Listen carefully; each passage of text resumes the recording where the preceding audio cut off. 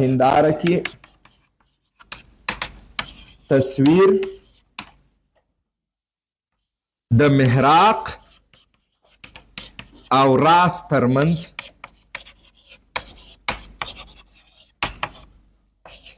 هیڅ کله نه رامنځته کیږي.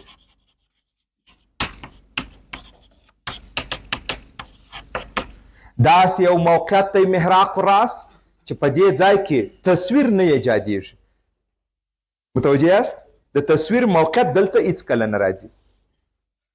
اوس نو په محدبه هنداره کې تصویر دایما په همدغه ځای کې راځي چې مقاره نه ورکوي. نو محدبه هنداره اسانه دی کار یې، هغه دایمي یو حالت کې تاسو ته تصویر درکوي. هغه څنګه؟ توجه ورته وکړئ چې زه اوس د محدب د درته رسم کړم او ځانګړتیاوې به یې هم ووایو. په محدبه هنداره کې تصویرونه، دا محدبه هنداره سوه. کله چې موږ تاسې په هنداره کې تصویرونه تشکیلوو، جسم پر اصلي محور په پام کې نیسو. شرط نه دی چې جسم باید پر اصلي محور واقع وي، یعنی ټول جسم د اصلي محور پورته وي او آخرینه نقطه پر محور وي. دا موږ د سهولت لپاره دا کار کوو، کنې شرط نه دی هر ځای جسم واقع کیدای شي. جسم کیدای شي داسې یعنې واقع شي نیمایي د اصلي محور لاندې وي، نیمایي د اصلي محور پورته وي. نو موږ د سهولت لپاره کوو، دا کم شرط دی نه. دا سو محدبه هنداره، یعنی بیروني سطح یې ځلېدونکې ده. دا محراق راځي په دې کې او دا هم مرکز. چې کله تاسې د وړانګو ډیاګرام رسموئ، کوشش وکړئ دا مرکز و محراق دا خو تاسې تقریبي انتخابوئ، خو ډېر غلط انتخاب نه کوئ. همداسې یو تصور وکړئ که زه دا کره تکمیل کړم نو دا یې منځ راځي، بیا دا د شعاع منځ. یو اندازه یم چې تاسې صحت په پام کې ونیسئ، بیا دا د وړانګو ډیاګرام صحیح جوابونه تاسې ته درکوي. اوس نو په محدبه هنداره کې چې جسم تاسې واقع کوي د دې هندارې مخ ته، هر ځای چې تاسې واقع کوئ دا دی وګورئ، جسم دلته واقع شو. د دې تصویر چیرې تشکیل کیږي؟ د وړانګو ډیاګرام به رسم کړو. ووایاست کله چې وړانګه موازي د اصلي محور سره راتله نو دې څه ډول انعکاس کوئ؟ داسې انعکاس یې کوئ چې امتداد یې له محراق څخه تېرېدی، داسې انعکاس یې کوئ. دا یوه. که د هندارې پر راس په یو زاویه ولګېږي، په همغه زاویې به دا بیرته انعکاس وکړي. موږ تاسې ول د تصویر د تشکیلېدو دپاره د منعکسه وړانګو تقاطع ګورو.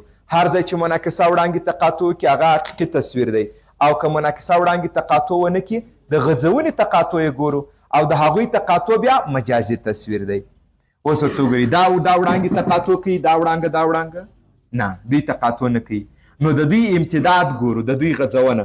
دې وړانګې ته هم امتداد ورکوي، دې وړانګې ته هم امتداد ورکوي. دلته یې تقاطع وکړه، د دې دواړو امتداد غځونې دلته تقاطع وکړه.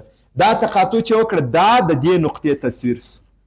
نو د پاتې نقطو تصویر چې دا عموداً اصلي محور ته راکښته کوي، دا تصویر تشکیل سو. وګورئ په کومه سیمه کې تشکیل شوی، دا د هندارې راس. تصویر چیرې راغلی؟ د راس و محراق منځ. په دغه ځای کې په مقار هنداره کې تصویر بیخي راتلی نه، او د دې تصویر دایما چیرې راځي؟ د محراق او راس ترمنځ.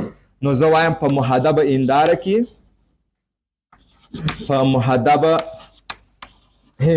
کې د تصویر موقعیت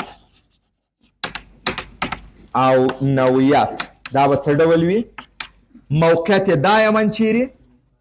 د محراق او راس ترمنځ. دا محراق او راس ترمنځ. د مقار په څیر باندې شپږ حالته نه لري، یو حالت دی. دایما تصویر چیرې تشکیل کیږي؟ د محراق او راس. دا وګورئ محراق او راس تصویر دایم دلته راځي.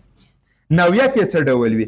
دا دایمي راسته تصویر ورکوي، کوچنی تصویر ورکوي او مجازي تصویر ورکوي. دا د محدبې هندارې د تصویر نوعیت دی. دایم راسته وي، دایم کوچنی وي، دایم مجازي وي. د موټر د څنګ شیشو کې چې دا تصویر نه ښکاري، راسته دي، کوچني دي، مجازي دي، د هندارې په فضا کې تشکیل شوي دي. او دا تصویرونه په محدبه هنداره کې دي. دا د موټر د څنګ شیشې کم رقم هندارې دي او محدبې هندارې دي. نو د محدب مسله همدومره وه. دا یوازې تاسو ته څه ډول تصویر درکولی شي؟ مجازي تصویر، یوازې کوچنی تصویر. اوس تاسې درو سرو هندارو ته په پام کې نیولو سره ځینې سوالو ته که جواب ووایاست، هغه کم ډول هنداره ده چې مجازي تصویر درکوي؟ درې سره د مجازي امکانات لري. مګم اوس ګوري هغه کم ډول هنداره ده چې کوچنی مجازي ورکوي؟ یوازې محدبه، مساوي مجازي، یوازې مستوي، لوی مجازي، یوازې مقعره. هغه کوم ډول هنداره ده چې یوازې حقیقي تصویر ورکولی شي، مقعر یې ورکوي، دا نور حقیقي تصویر نسی ورکولی. هغه کوم ډول هنداره ده چې راسته تصویر جوړي، درې سره راسته تصویر جوړولی شي. کوم ډول هنداره مساوي تصویر جوړولی شي؟ مستوي او مقعر. محدب خو مساوي تصویر جوړولی نسی. متوجه سولئ؟ دا و د تصویر ځانګړتیا.